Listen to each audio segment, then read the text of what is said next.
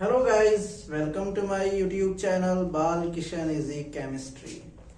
तो बेटा, important question की सीरीज में आज हम आपके लिए लाए हैं selected question haloalkanes and haloarenes के। ठीक है बेटा, तो फर्स्ट क्वेश्चन है write the UPSC name of this given compound. ठीक है बेटा, इस तरह का क्वेश्चन एग्जाम में कई बार आया हुआ है। आपको आईपीएससी की प्रैक्टिस बहुत अच्छे से करनी है। सेकंड क्वेश्चन है write the structure of compound 4 tertiary butyl 3 iodoheptane. Second है बेटा 1 bromo 4 secondary butyl 2 methyl benzene.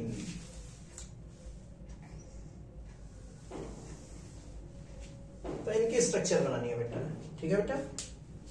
Third question है write the different isomers of formula C4H9Br। तो इसके जितने भी पॉसिबल आइसोमर्स होंगे वो ड्रॉ करने हैं, उनके जो है आइसोमर्स लिखने हैं बेटा। क्वेश्चन 4 है एक्सप्लेन फॉलोइंग विद एग्जांपल। तो ये इंपॉर्टेंट क्वेश्चन है बेटा, 1 मार्क्स में भी याद रखने हैं। फिंकलस्टीन एंड स्वार्ट्स, ये दोनों हेलो एल्केन प्रिपेयर करने के मेथड है जिसमें हेलोजन एक्सचेंज होते हैं। तो किस हेलोजन को किस में कन्वर्ट किया जाता है ये लर्न करना है हमको। याद रखना है कि फिंकलस्टीन में क्या कन्वर्जन होता है और स्वार्ट्स रिएक्शन में क्या कन्वर्जन होता है। थर्ड है इसमें सैंडमेयर रिएक्शन, ये भी मोस्ट इंपोर्टेंट रिएक्शन है बेटा। क्वेश्चन 5 है why use of thionyl chloride is preferred for preparing alkyl chloride means alkyl halide from alcohol। तो ये एग्जाम में कई बार क्वेश्चन आया हुआ है कि अल्कोहल को अल्काइल हैलाइड में कन्वर्ट करने के लिए हम थायनिल क्लोराइड ही यूज क्यों करते हैं, मतलब इसको प्रेफर क्यों करते हैं।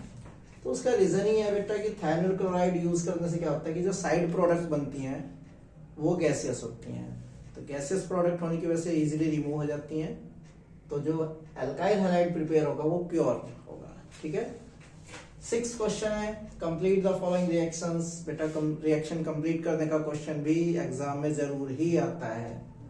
तो ये रिएक्शंस हैं, इनको जो है हमको कंप्लीट करना है, मींस इसमें प्रोडक्ट बतानी है कि मेजर प्रोडक्ट क्या बनेगी। ठीक है बेटा। नेक्स्ट क्वेश्चन है बेटा out of SN1 and SN2 which reaction occur with inversion of configuration and racemisation. ठीक है बेटा। तो ये क्वेश्चन भी एग्जाम में कई बार आया हुआ है, हमको ये मालूम होना चाहिए बेटा। आप इसको बिल्कुल लर्न कर लें कि इन्वर्जन ऑफ कॉन्फिगरेशन किस में होता है, SN1 में होता है या SN2 में, और रेसिमाइजेशन किस में होता है, SN1 में या SN2 में।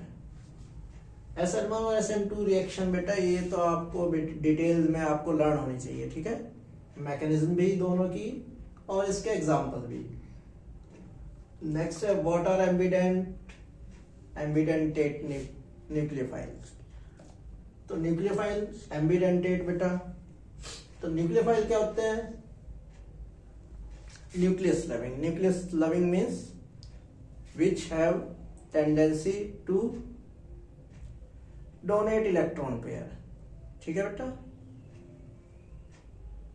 मींस जिनके पास एक्स्ट्रा इलेक्ट्रॉन होगा। तो एम्बी वर्ड का meaning, ambi word is just like amphi का मतलब होता है बोथ। ठीक है। तो एम्बिडेंटेट मींस ऐसे न्यूक्लियोफाइल जिसमें न्यूक्लियोफिलिक सेंटर जो होंगे वो 2 होंगे, लेकिन वन टाइम में केवल एक ही न्यूक्लियोफिलिक सेंटर यूज होगा। ठीक है, जस्ट लाइक CN है बेटा जैसे। तो अगर बॉन्डिंग कार्बन की साइड से होती है, न्यूक्लियोफिलिक सेंटर कार्बन है, तो साइनाइड हो जाएगा। और अगर बॉन्डिंग नाइट्रोजन की ओर से होती है तो आइसोसाइनाइड हो जाएगा।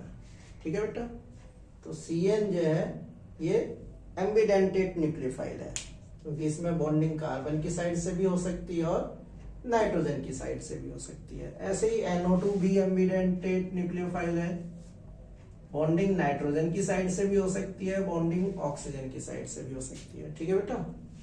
नेक्स्ट क्वेश्चन है विच एल्काइल हैलाइड इज किराल। किराल कौन से होते हैं बेटा? Which contain asymmetric carbon. Asymmetric carbon और किराल कार्बन कौन से होते हैं? ऐसा कार्बन जिस कार्बन की चारों वैलेंसी पे डिफरेंट एटम और ग्रुप जुड़े हुए होते हैं बेटा, ठीक है। जैसे इस वाले कार्बन को अगर हम देखते हैं तो इस कार्बन पे क्या हो गया बेटा? इधर ब्रोमीन एटम हो गया, इधर एक कार्बन मीन्स मिथाइल ग्रुप, इधर दो carbon means CH2 CH3 ethyl group और एक हाइड्रोजन, क्योंकि कार्बन की वैलेंसी 4 होगी। 1 2 3 3 बॉन्ड तो मीन्स 4th यहाँ पे क्या होगा? हाइड्रोजन। यहाँ पे हाइड्रोजन किससे जुड़ा हुआ है? इस कार्बन से, ठीक है बेटा। तो इस कार्बन पे एक बॉन्ड इधर हो गया, एक बॉन्ड इधर, मीन्स इस पे नंबर ऑफ हाइड्रोजन कितने होंगे? 2। तो यहाँ पे हाइड्रोजन जिस कार्बन से अटैच है उस पे 2 सेम एटम जुड़े हुए हैं, तो मीन्स ये किराल कार्बन नहीं है, एसिमेट्रिक नहीं है। एसिमेट्रिक वही होता है जिस कार्बन की चारों वैलेंसी पे डिफरेंट एटम और ग्रुप अटैच होते हैं। इस वाले कार्बन को अगर हम देखते हैं तो इस पे क्या है? Br है, इधर मिथाइल है, हाइड्रोजन है और ये इथाइल। मीन्स कार्बन की चारों वैलेंसी 4 डिफरेंट एटम और ग्रुप से सेटिस्फाइड है, तो ये किराल कार्बन कंटेनिंग कंपाउंड है, ठीक है बेटा। नेक्स्ट है which alkyl halide undergo faster SN2 reaction? CH3Br and CH3I। तो बेटा एक चीज इसमें ये ध्यान रखनी है कि अल्काइल हैलाइड, इसमें जो आयोडाइड होते हैं वो फास्टेस्ट SN1 या SN2 दोनों में, आयोडाइड में जो है सबसे फास्टर रिएक्शन जो होगी वो आयोडाइड में होगी, उससे कम ब्रोमाइड में, उससे कम क्लोराइड में। तो ये ऑर्डर बेटा हमको याद रखना है, चाहे SN1 के लिए पूछ रहा हो चाहे SN2 के लिए। आयोडाइड्स में SN1 भी फास्टर होगा और SN2 भी फास्टर होगा। तो इन दोनों में ये आयोडाइड है, मीन्स SN2 पूछे चाहे SN1 पूछे, आयोडाइड में फास्टर होगा, ठीक है। और SN1 के लिए बेटा रिएक्टिविटी का ऑर्डर क्या होता है? SN1 के लिए रिएक्टिविटी का ऑर्डर होता है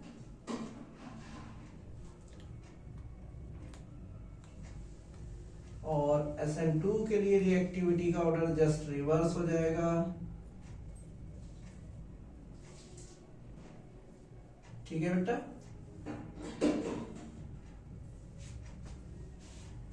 तो SN1 रिएक्शन की जो रिएक्टिविटी का ऑर्डर है वो कार्बोकैटायन की स्टेबिलिटी पे डिपेंड करता है, और कार्बोकैटायन की स्टेबिलिटी सबसे ज्यादा टर्सरी की होती है, इसीलिए टर्सरी अल्काइल हैलाइड में SN1 फास्टर होगा, उससे कम सेकेंडरी में, उससे कम 1 डिग्री में।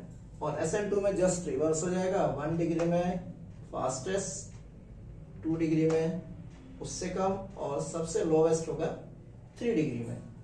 तो अगर इन दोनों को कंपेयर करें तो बेटा यहाँ पे जो अल्काइल हैलाइड है वो टर्शरी है, यहाँ पे जो है अल्काइल हैलाइड वो 1 डिग्री है। तो SN2 की बात कर रहे हैं तो 1 डिग्री जो होगा वो फास्टेस्ट होगा, ठीक है। नेक्स्ट क्वेश्चन है write the mechanism of N butyl bromide की रिएक्शन पोटेशियम साइनाइड से हो रही है इथाइल अल्कोहल की प्रेजेंस में, और N-ब्यूटाइल साइनाइड बन रहा है, ठीक है बेटा। तो इसकी हमको मैकेनिज्म लिखनी है, ठीक। नेक्स्ट क्वेश्चन है बेटा गिव रीजन। तो एक्सप्लेनेशन का क्वेश्चन, कई सारे क्वेश्चन बनते हैं बेटा इस चैप्टर में से। फर्स्ट है Grignard reagent should be prepared in anhydrous condition.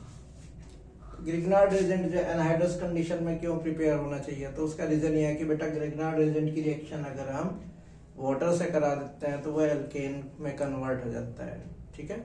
तो अगर वहां पे मॉइस्चर होगा तो ग्रिग्नार्ड रिएजेंट फॉर्म होते ही वो मॉइस्चर से रिएक्ट करेगा और वो किस में कन्वर्ट हो जाएगा बेटा? एल्केन में। तो इसलिए वहां पे dry condition means anhydrous condition होनी जरूरी है।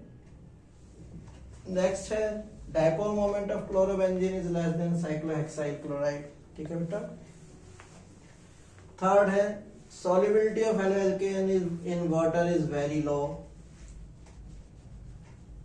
इसी के साथ अटैच हो जाता है कि haloalkanes are polar in nature, और जो भी पोलर होते हैं बेटा वो वाटर में सॉल्युबल होते हैं, लेकिन हेलोएल्केन क्या है, पोलर होने के बावजूद भी वो क्या है, वाटर में उनकी सॉल्युबिलिटी बहुत ही कम है। ठीक है बेटा। नेक्स्ट है प्लस माइनस मीन्स ये डेक्स्ट्रो एंड लीवो दोनों, यानी कि रेसमिक मिक्सचर है। 2-butanol is optically inactive.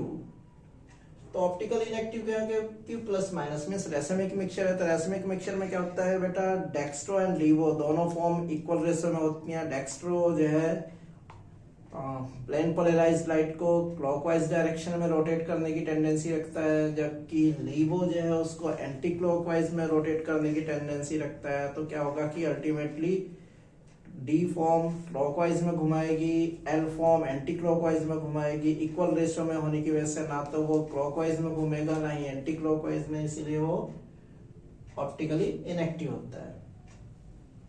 Presence of nitro group at ortho and para position increases the reactivity of haloarenes towards nucleophilic substitution reaction। ये भी इंपॉर्टेंट क्वेश्चन है बेटा,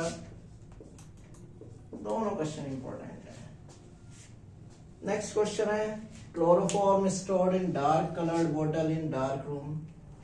तो क्लोरोफॉर्म को जब स्टोर किया जाता है तो बेटा उसको डार्क कलर्ड बॉटल में फिल किया जाता है, टॉप तक करते हैं और उसको फिर डार्क रूम में रखा जाता है बेटा। ठीक है, ऐसा क्यों होता है? तो उसकी वजह है कि बेटा क्लोरोफॉर्म जो है जैसे ही एयर के कांटेक्ट में या लाइट के कांटेक्ट में आती है तो इसका ऑक्सीडेशन हो जाता है, और क्लोरोफॉर्म के ऑक्सीडेशन से highly poisonous gas phosgene COCl2 ये प्रोड्यूस हो जाती है बेटा। तो इसका ऑक्सीडेशन ना हो, ये फॉस्जीन में कन्वर्ट ना हो, तो इसीलिए इसको जो है हम डार्क कलर्ड बॉटल में ऊपर तक भरकर डार्क रूम में इसको स्टोर करते हैं। नेक्स्ट है आयोडोफॉर्म है एंटीसेप्टिक प्रॉपर्टी। क्यों? तो आयोडोफॉर्म में जो एंटीसेप्टिक प्रॉपर्टी पाई जाती है due to liberation of iodine. तो आयोडीन की प्रेजेंस की वजह से, आयोडीन के लिबरेशन की वजह से, रिलीज होने की वजह से उसके अंदर एंटीसेप्टिक प्रॉपर्टी पाई जाती है। ठीक है बेटा, तो ये इस चैप्टर के कुछ सिलेक्टेड क्वेश्चंस थे, आप इनकी प्रैक्टिस कीजिए। आपके एग्जाम में बस केवल एक ही दिन शेष है, आप अच्छे से प्रैक्टिस कीजिए। और हमारी जो वीडियो डाली गई हैं उनमें जो है अगर क्वेश्चंस का आप प्रैक्टिस करेंगे उनको जो है तो आप बहुत ही अच्छे मार्क्स से पास होंगे। ठीक है बेटा, थैंक यू।